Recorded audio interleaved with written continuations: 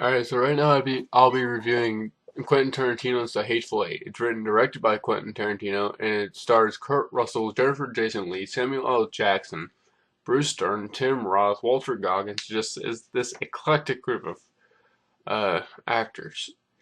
And what this movie is about is Kurt Russell is bringing in Jennifer Jason Leigh to be hanged, well, hung, I guess would be the more appropriate term. And he runs into Samuel L. Jackson, and it all happens during a really bad blizzard.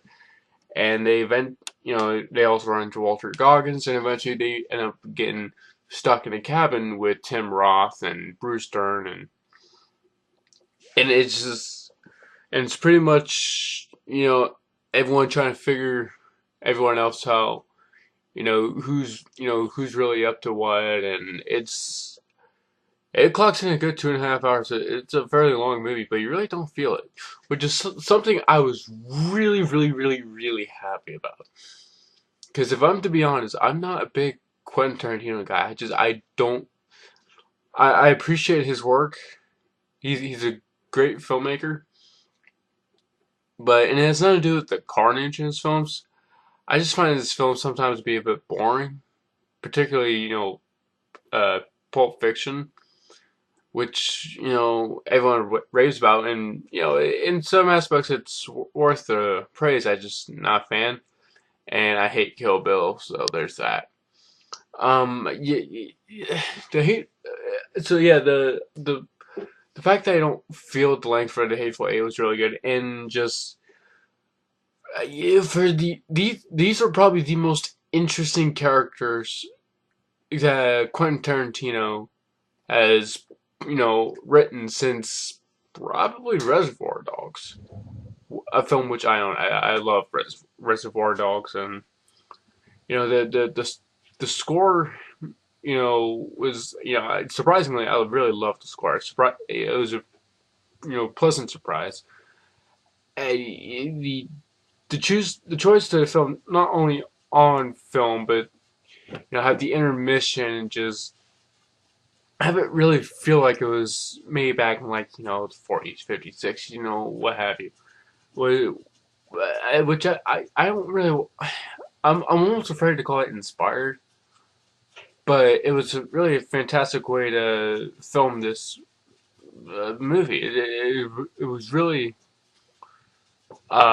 interesting. It really stands out from all the other films that's come out the last couple of years, and I, I, trying to I don't really have any issues with the movie. I guess it's I don't know.